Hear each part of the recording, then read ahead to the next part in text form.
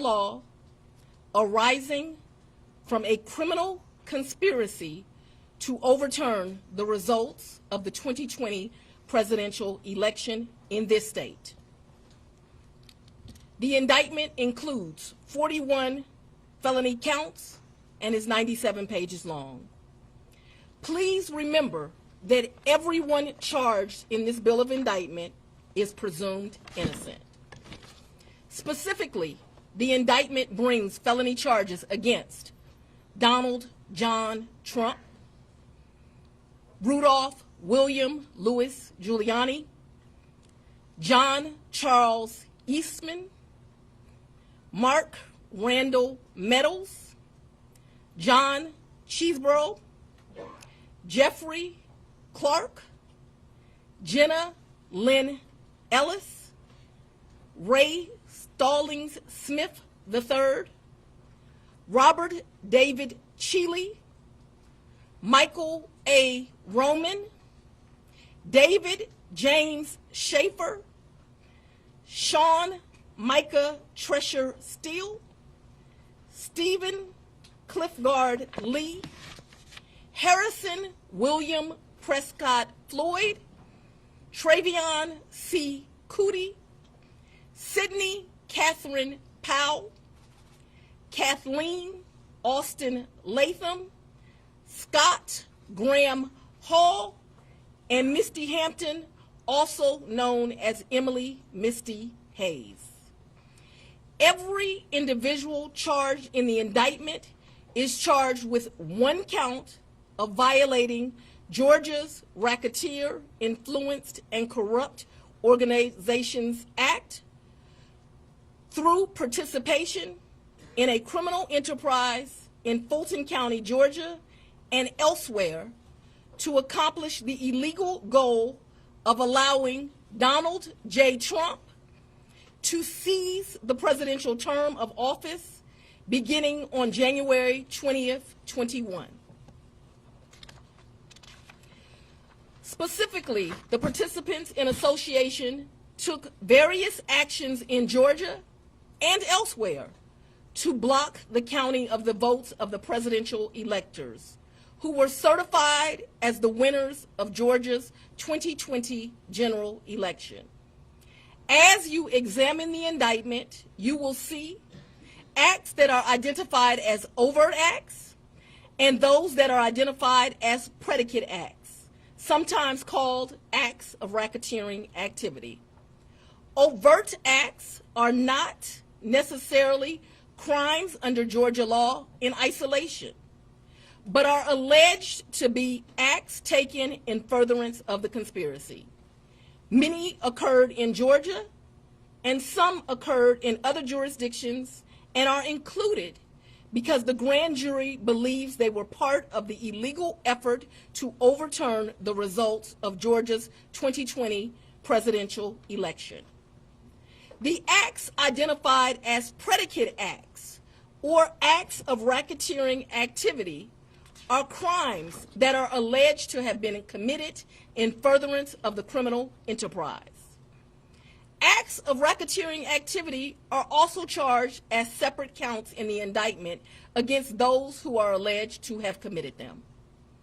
All elections in our nation are administered by these states, which are given the responsibility of ensuring a fair process and an accurate counting of the votes. That includes elections for presidential electors, Congress, state officials, and local offices.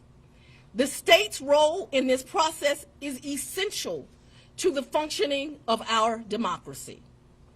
Georgia, like every state, has laws that allow those who believe that results of an election are wrong, whether because of intentional wrongdoing or unintentional error, to challenge those results in our state courts.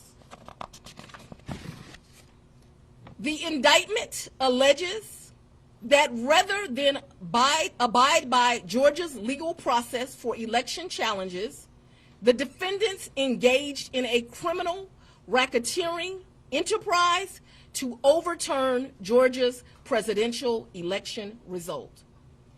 Subsequent to the indictment, as is the normal process in Georgia law, the grand jury issued arrest warrants for those who are charged. I am giving the defendants the opportunity to voluntarily surrender no later than noon on Friday, the 25th day of August, 2023.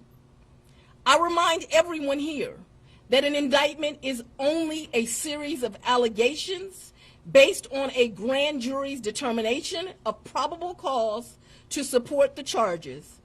It is now the duty of my office to prove these charges in the indictment beyond a reasonable doubt at trial. I would like to take a moment to thank the Superior Court Clerk, Shay Alexander, and her staff for staying late and making sure that this indictment was processed. I would also like to thank the men and women of Sheriff Labatt's office for keeping the courthouse open, but most importantly for keeping us safe over the weeks and months that have led up to this indictment, and for what I know they will continue to do to keep us safe. We also want to thank the Atlanta Police Department and other law enforcement partners who have worked with the sheriff to keep us safe. I will now take a very limited number of questions prior to going to sleep. I'll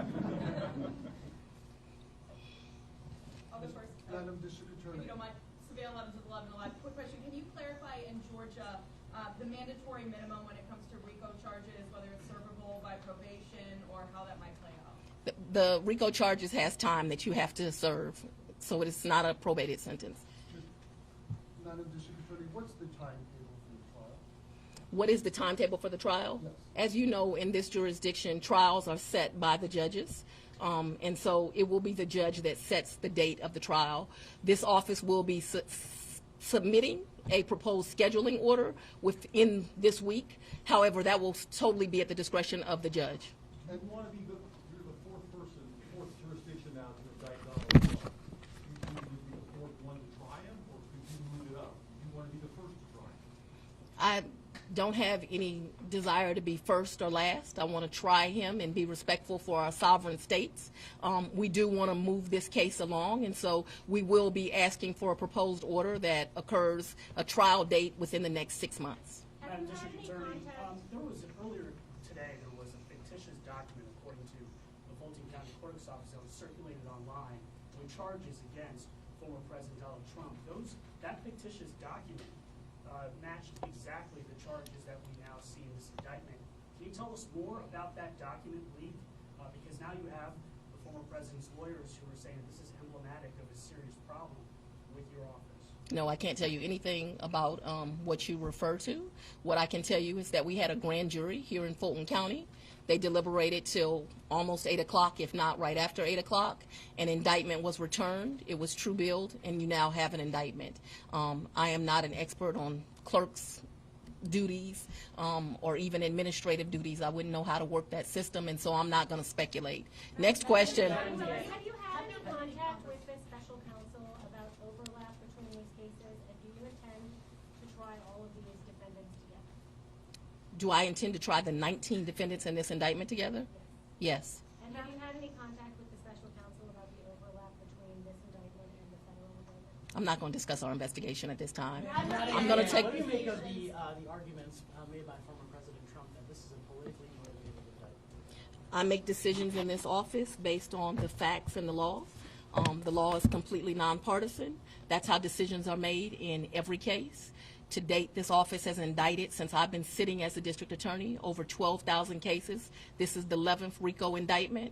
We followed the same process. We look at the facts, we look at the law, and we bring charges. Will you try this case yourself? Has the jury been cleared? Get down.